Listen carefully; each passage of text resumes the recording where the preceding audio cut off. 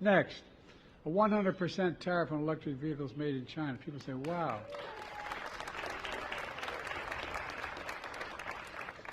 Because we're not going to let China flood our market, making it impossible for American auto manufacturers to compete fairly. We're also implementing a 25% tariff on electric vehicle batteries from China and a 25% tariff on critical minerals that make those batteries. Folks, look, I'm determined that the future of electric vehicles will be made in America by union workers, period. 5月14号，美国总统拜登宣布对中国出口美国的部分商品开征新的一轮惩罚性关税，总额180亿美元的商品最高关税的提高额达到了3倍，也就是说达到了100%至此呢，长达半年之久的中美之间的贸易摩擦算是有一个靴子落了地其实这次美国对中国开征惩罚性关税很多媒体早已经预料到了，因为几周之前耶伦到中国访问当时耶伦就说 In particular, I'm concerned about global spillovers from the excess capacity that we're seeing in China. Now we see excess capacity building in new industries like solar, EVs, and lithium-ion batteries. China's overcapacity distorts global prices and production patterns and hurts American firms and workers, as well as firms and workers around the world. 所以当时耶伦说得很强硬美国不会坐视不管。I've made clear that President Biden and I will not accept that reality again. 应该说是给中国的一个最后通牒但是中国当时态度也很强硬美方抛出的所谓中国产能过剩论，看似是经济概念，背后包藏的是遏制打压中国产业发展的祸心，旨在为本国谋求更有利的竞争地位和市场优势，是赤裸裸的经济胁迫和霸道霸凌。当今时代，供给和需求都具有全球性，不同国家的产能高低是各自比较优势决定的，必须从经济规律出发，客观、辩证、理性看待。中国的新能源产业优势是靠真本事获得的，是通过不断的科技创新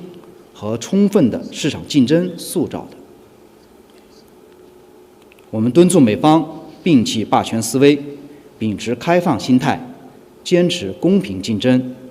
切实遵守市场经济原则和国际经贸规则，打造真正国际化、市场化、法治化的经贸合作环境，同国际社会一道，推动经济全球化向更加普惠包容的方向发展。耶伦回去几周之后，终于在5月14号拜登总统宣布对中国开启新的一轮贸易制裁。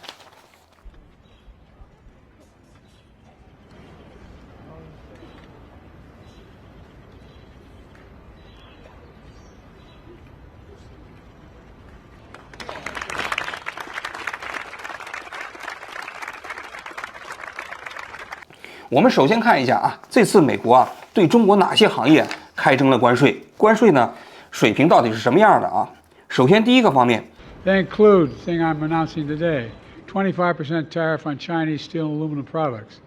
and will counter China's overcapacity in these industries. 过去的关税是0到7.5%，现在直接涨到25%第二个部分呢，就半导体从过去的25%提到了50%。这过去的25%是川普时期提高的过去呢，实际上半导体的关税是非常非常低的现在又直接提高了1倍。很多人可能疑惑中国还是半导体生产的大国呀。中国在高端的半导体就比如3纳米和5纳米那个芯片上确实是不行，现在还没有攻关下来但是那个20几纳米的那种低端芯片，很多国家不愿意生产，或者你生产的成本要比中国高得多。所以中国占领了全世界低端芯片生产的70%，而美国进口的所有的芯片中间在2018年的时候，46%来源于中国。后来呢，川普不是搞贸易战吗？加高了关税吗？到了2022年的时候美国进口的所有的芯片还有39%来源于中国。所以你可以看到，美国对中国芯片的这个依赖程度还是相当高的。所以这一次也是直接拿半导体行业进行开刀了第三个方面就是电动汽车啊，电动汽车的关税从27.5%直接加到了102.5%，这个是怎么算出来的呢？美国的汽车行业原先的关税啊就是2.5%，很低啊。但是川普跟中国开打贸易战之后啊，直接加了一个25%，于是就变成了27.5%。那这一次拜登呢，又在25%的基础上直接加了3倍，那么就变成了100%，100%再加上2.5%，就变成了102.5%啊。电动汽车也是这一次美国加征关税啊，这个程度最夸张的一个行业啊。第四个方面就是锂电池，锂电池的关税啊，从7.5%直接提高到了25%，但这里头分为2个领域，一个是电动车用的锂电池啊，直接从今年就从7.5%加到25%。那非电动车领域内也有很多用到锂电池的，比如太阳能、储能啊什么之类的啊。这些呢，虽然从7.5%加到25%啊，但是生效要到2026年，也就是说要给美国的这些企业一个缓冲期，让他们在这2年左右的缓冲期里啊，可以找到替代中国厂家的下家。这是锂电池啊。太阳能电池板，也就是光伏啊，从25%直接加到50%啊。紧接着就是船用起重机，过去没有关税0%，这次呢从0%直接加到25%。最后一个领域呢，就是医疗行业啊，就是注射用针头啊，这都是小事了啊，从0%加到50%，口罩从7.5%加到25%，但是呢，生效要到2026年啊。基本上啊，就是加税的行业就是这些，加税的幅度也就是我刚才讲的啊，总额一共是180亿美元啊。应该说啊，中国这次啊对美国惩罚性关税啊这样的一个举措啊，反应比较低调。因为美国内阁成员说啊，在这个政策出台之前，已经知会了中国。What we are doing today should by no means be a surprise to our counterparts in Beijing. We have made clear this is not about escalation. This is about the consequences of decades of economic policy and the need for the United States to defend our rights. 所以在当天啊，那个拜登出台这样的政策之后，有外国记者问汪文斌，汪文斌的反应啊就非常低调。美方继续将经贸问题政治化，进一步增加对华关税，是错上加错，只会显著推升进口商品成本，让美国企业和消费者承担更多的损失，令美国消费者付出更大的代价。据穆迪公司推算，美国消费者承担了加征对华关税92%的成本，美国家庭每年增加开支1300美元。美方的保护主义举措也将对全球产供链的安全稳定造成更大破坏。汪文斌的说法是，他说你看到了吗？美国你现在加关税啊，你加关税，实际上最终承担这个关税的代价的是美国的消费者，并不是说我们中国。哎，他的意思就是说什么呢？你加了关税之后，中国这商品你还得用，用完之后呢，你其实美国的消费者买更贵的商品了嘛。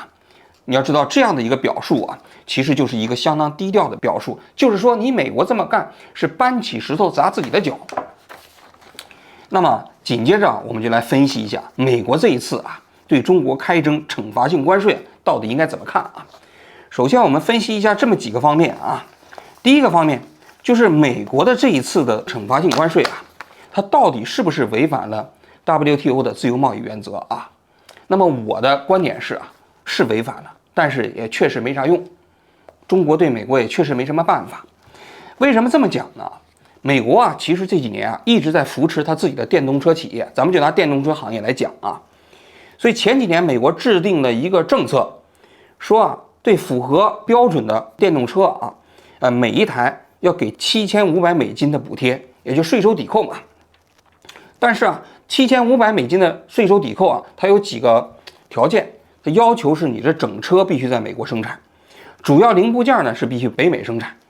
那这个按道理来讲就已经违反了 WTO 的国民待遇原则和最惠国原则了，对吧？你比如说中国当时对电动车进行补贴的时候啊，你特斯拉也可以拿到啊，中国国产的电动车也可以拿到啊，包括日本呢，我在日本买特斯拉也是有补贴的，那特斯拉是中国生产的，这就叫国民待遇原则，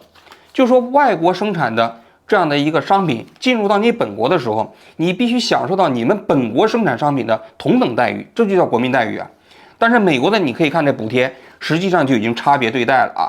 差别对待就差别对待了哈。紧接着，美国在20年的时候又搞了一个法案，这个法案呢，它就规定了有几个敏感国家，中国呀、伊朗啊、俄罗斯啊、朝鲜啊，这几个敏感国家说白了都是美国的敌对国家。他说你这个电动汽车如果主要零部件用了这几个国家的，那就不能拿到补贴了，因为这几个国家是敏感国家，是敌对国家。那你想想这个问题不就政治化了吗？对吧？那么由此啊，你中国你原本比如说你要绕开美国的这样的一个补贴政策，你比如说你中国在美国设厂，那其实你现在也做不到了。为什么呢？你比如说宁德时代啊，原先就准备在美国设置独资企业，因为宁德时代现在已经占领全世界啊锂电池的70%的份额了。它在美国独立设厂的话，那在美国生产出来的，按道理来讲，你就可以绕过美国的这个关税壁垒了嘛。在美国说不行，这个敏感国家的这个企业，它规定了几条，你国有企业是不行的，还有你民营企业中间啊，如果你这企业的老板是人大代表或者是政协委员，那也不行，而且你的投票权只要超过20%，这就属于管控范围。那你想想，中国那些民营企业家啊，只要做到一定程度，肯定是人大代表、政协委员嘛。那曾玉祥就是人大代表嘛。所以宁德时代要在美国建一个厂，生产出来的宁德时代的电池，美国政府也把它当作是敏感名单里的，你放到特斯拉上用，仍然拿不到补贴。所以最后啊，宁德时代没有办法了，就跟福特进行合作啊，就是宁德时代这个电池，你福特汽车生产吧，我只对你进行技术授权和运营管理，就完全没有办法在美国进行这个投资建厂了。那你说这个东西是不是违反 WTO 的自由贸易原则呀？因为 WTO 的自由贸易原则里头啊有例外条款，例外条款里头一般说它是规定啊，你比如说发生军事战争的时候或者军需的需要，那这是可以的。另外呢，他就讲了一个基于自己国家主权安全的需要考虑，那其实这是一个例外条款，但是呢，现在啊这个例外条款啊在频频的被很多国家使用，所以现在 WTO 啊实际上从某种角度来讲已经瘫痪了啊。大家都知道18年啊中美之间爆发贸易战，川普对中国价值3000亿的进口商品开征关税啊，后来中国不就把美国给告上了 WTO 了吗？进行裁决机制吗？最后 WTO 裁决美国其实违反 WTO 的原则，但又怎么样呢？实际上没什么办法了。所以 WTO 现在基本已经瘫痪了。还有你比如说今年3月份，中国就向 WTO 啊提交了一个仲裁，说美国歧视中国的电动汽车行业。结果这件事情没法搞了，为什么呢？因为 WTO 的仲裁解决机制里头啊，由一个常设机构啊和一些专家组成。这个常设机构啊有7名代表，这7名代表啊在一起开会嘛，加上专家嘛。结果从2019年开始啊，这个7名代表的遴选啊，美国就开始不配合了。那么这7名代表的任期只有4年，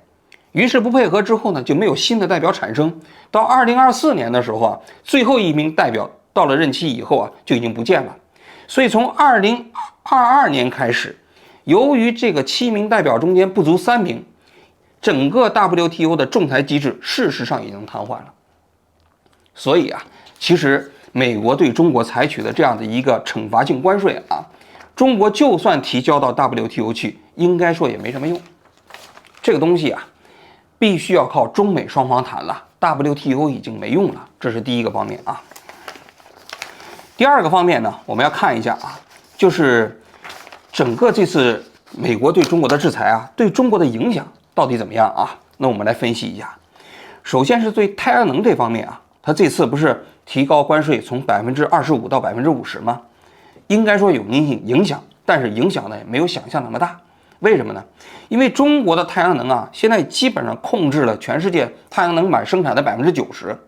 而且最可怕的是，中国太阳能光电板啊，生产成本比美国低60%。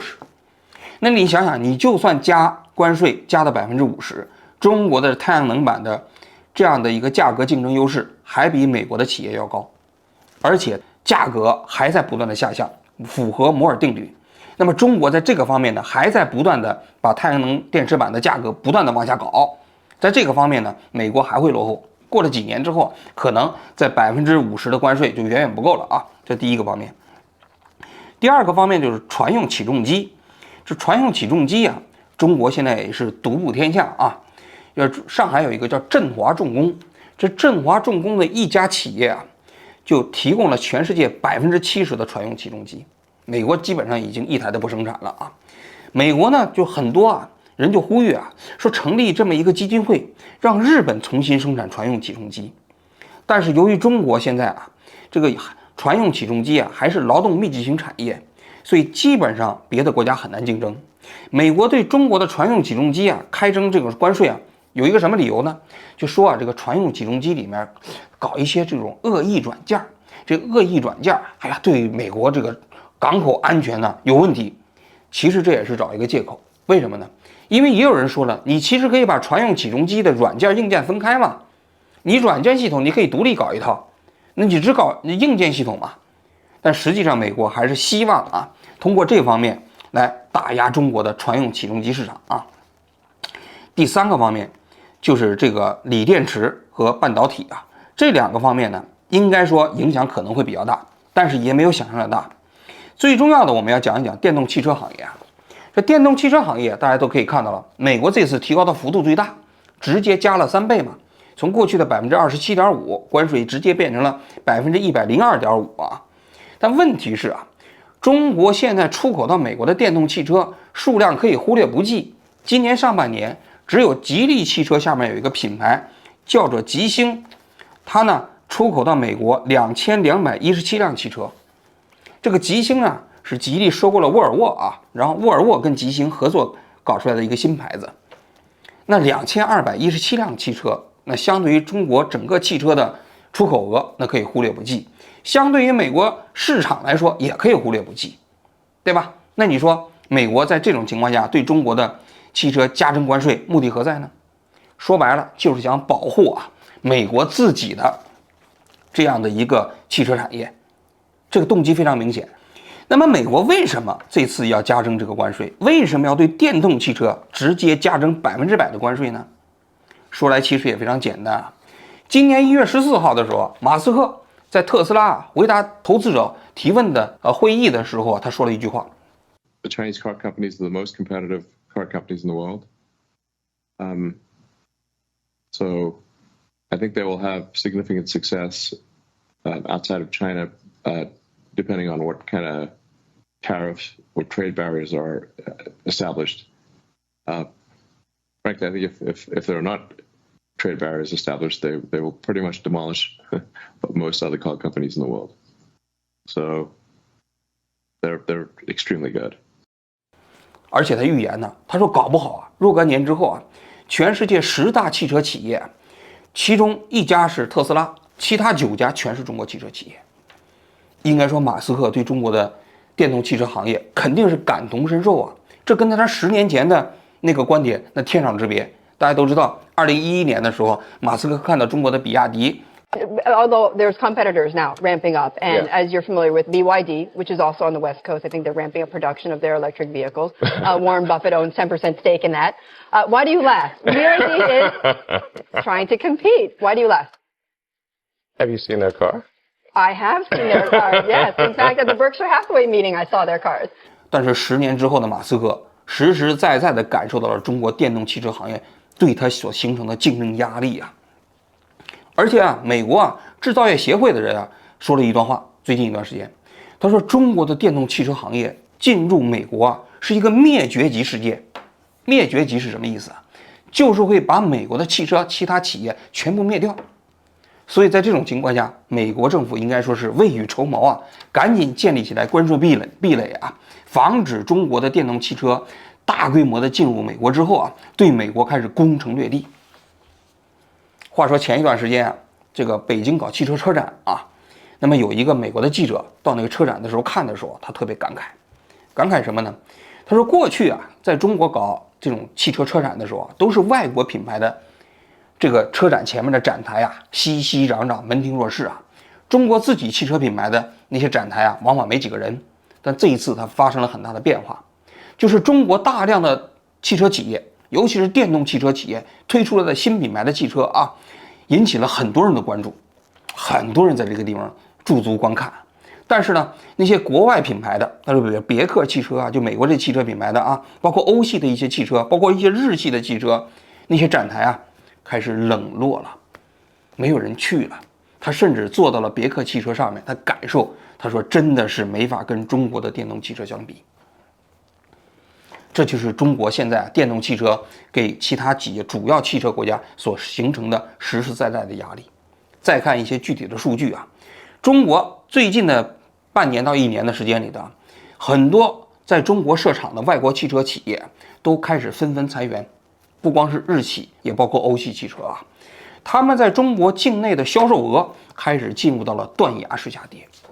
因为整个中国现在的汽车市场啊，基本上卖出去的每2辆汽车就有1辆电动汽车了。中国已经迅速的跨越式的进入到了电动汽车时代。但是呢，欧系汽车也包括日系汽车的电动汽车还没有形成规模，所以他们在中国汽车市场的衰落啊，应该说是可以预见的一件事情。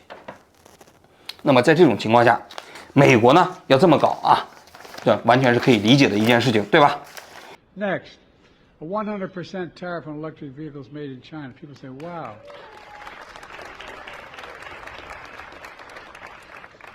那么我们紧接着要说的一件事情，就是美国这么通过贸易保护的措施，想保护美国自己的市场，到底有没有用？会不会对美国的汽车企业产生非常大的这种积极作用呢？我的回答是相反的，没有用。为什么这么讲呢？我们可以看一下历史啊，因为美国啊是一个汽车的超级大国，也是最早发明汽车的国家啊。大家都知道，世界第1辆汽车就是美国的福特汽车，100年前发明的啊。所以在1960年代的时候啊，美国是全世界最大的汽车制造国，全世界生产出来的汽车82%是由美国的汽车厂商生产出来的。美国也是最大的汽车消费国。但是后来啊，在战后出现了一个新的汽车大国，就是日本。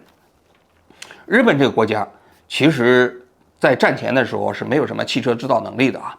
但是战败之后，日本呢率先就把汽车行业作为日本振兴工业方面的一项国策，然后鼓励很多日本的企业开始生产汽车啊。一开始也是通过引进技术啊。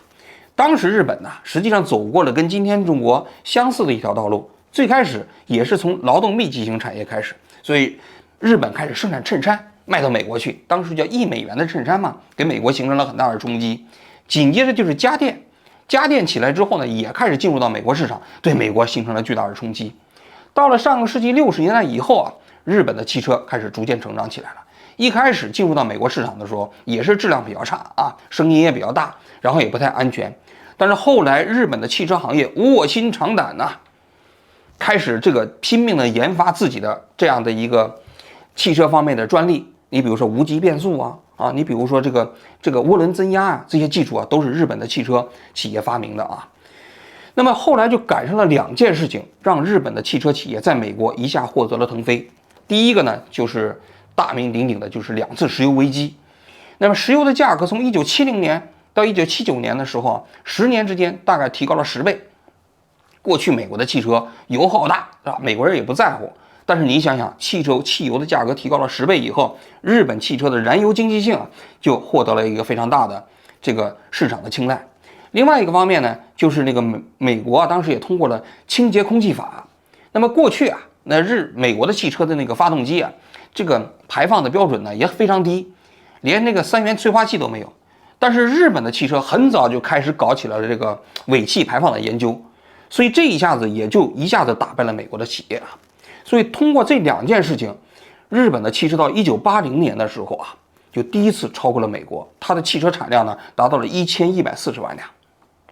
那美国汽车呢节节败退所以后来美国就慌了以后呢，就开始采取了一些贸易保护措施，就跟日本谈，说你不能这么搞，你不能到我们美国卖这么多这个日本的汽车采取了一些其他措施，说敌国条款，因为你日本是美国的敌国。然后还搞了301条款，这301条款大名鼎鼎大家都知道，美国动不动就用301条款来对付中国。实际上301条款最早是美国对付日本的，后来由于日本跟美国这国力不对等嘛，战败国嘛，所以就跟美国签署了一系列的这样的一个这个贸易条约啊，比如说自愿向美国减少出口的，包括家电，也包括汽车，规定1985年一年出口到美国的汽车只有153万辆，说自愿减少。那因为日本没办法嘛，所以你可以看到一下，就是美国当时用这种所谓的非正常贸易的方式啊，去对付日本，这是美国当时常用的做法。但是话又说回来了，即便如此啊，说实在的，美国的汽车企业在日本汽车的咄咄进逼之下啊，也基本上日薄西山了。美国有3大汽车品牌，通用、福特和克莱斯勒。但是呢，日本当时啊，为了绕开美国这些贸易保护措施，就在美国现场，大家都知道，这丰田的精细化管理啊，导致日本汽车的生产成本非常低。日本一个汽车工人一年可以生产49辆汽车，但是英国平均大概就只有22辆，美国可能还不如英国呢。所以你可以想象一下日本汽车的竞争力啊。所以这3大汽车品牌啊，应该说在日本汽车的咄咄进逼之下，日薄西山嘛。后来就成了铁锈带啊。现在呢，虽然说苟延残喘呐，但是呢，应该说跟日系汽车比起来，也已经完全没有什么太多的竞争力了。也就是说，用非贸易保护的方式来保护美国的汽车企业，也没有获得太大的收益。换如今，中国的汽车行业、电动汽车行业，在一个新的时代重新崛起啊，其实跟当年的日系汽车进入到美国一样。美国现在未雨绸缪啊，怕中国的汽车进入到这个美国的汽车市场啊，对美国的汽车行业构成毁灭性的打击。但在我看来啊，实际上这种保护啊，是违反自由贸易原则的，也是违反市场竞争原则的。是因为美国这些传统车企本身不争气。要我看呢，实际上美国的那些车企啊，除了特斯拉以外，其他都应该死掉。因为它早就在正常的市场竞争面前呢，毫无创新能力，而且对市场的反应呢，也是延缓的不得了。这样的企业本就应该在市场竞争中垮台嘛。而且它对付中国的企业，应该说效果也不大。为什么呢？因为中国跟日本比起来啊，日本当年生产出来的汽车主要是对外出口，但是中国自己有一个相当庞大的内需市场。你即便是制裁中国的电动汽车，它这些电动汽车也可以首先在自己的国内进行内卷，把自己的实力培养起来，这第一个方面。第二个，在出口方面，欧洲为什么没有跟随美国的后尘呢？是因为欧洲啊有一个非常强制的零排放的时间表，所以欧洲就号召所有的汽车企业，你必须到这个时间点之前废除所有的燃油汽车。那你欧洲的汽车，你本身现在这个速度跟不上。中国的电动汽车进入欧盟市场，欧盟总体来讲是持欢迎态度的，没有把大门关上，这是一方面。另外一个方面就是大量的像东南亚这样的一个市场啊，中国现在也开始攻城略地啊。你比如说泰国的汽车，过去每10辆汽车中间有8辆是日系汽车，但是最近大家可以看到了吗？泰国现在街上也有很多电动汽车了，而在销售的电动汽车中间，每10辆中间有8辆是来自于中国生产的汽车。应该说，中国现在生产的电动汽车，在欧盟、在东南亚、在中国自己的市场的培育之下啊，它实际上你是很难阻挡它的成长的。现在电动汽车行业也呈现了摩尔定律，每隔几年价格大幅下跌，成本大幅下跌，掌握了先机的这样的一个企业和行业啊，会拥有非常高的先发优势。你就比如说中国现在推出的很多电动汽车，成本和销售价大概就只有1万美金了。比如最近推出来的海鸥电动汽车1.2万美金，你就算加100%的关税进入到美国，卖2.4万美金，可能价格上仍然有竞争力。大家都知道，比亚迪现在的哪款汽车名字我忘了啊，在中国卖15万，在德国卖34万，仍然能卖得出去啊。所以你看到了吗？你通过贸易保护的方式，你很难扼杀中国的汽车行业。对于美国的汽车行业来说，说句不好听的话，留给美国传统汽车企业的时间已经不多了。如果他们再不奋起直追，面对竞争啊，赶紧进行改弦更张，等待他们的啊，我觉得一定是一个大变局时代的彻底覆灭。最终能活下来的，我觉得除了特斯拉以外，其他那些都将成为一个整个汽车行业的墓志铭吧。好，我今天就讲到这里，谢谢大家。A 100% tariff on electric vehicles made in China. People say, wow. What we are doing today should by no means be a surprise to our counterparts in Beijing. We have made clear this is not about escalation.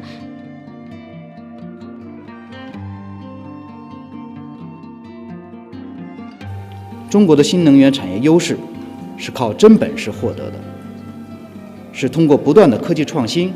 和充分的市场竞争塑造的。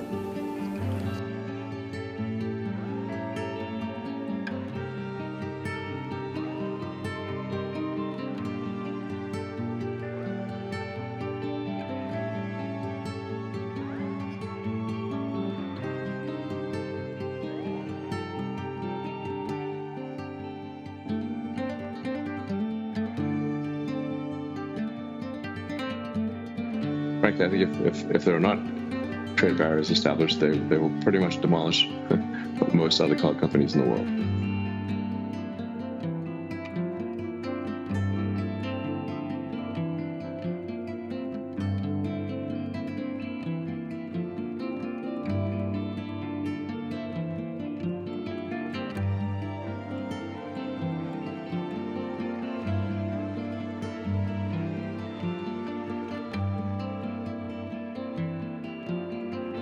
“对面呢是腾势展台，然后你们可以看到，基本上是所有人都围在里面，围得水泄不通。然后呢，我身后就是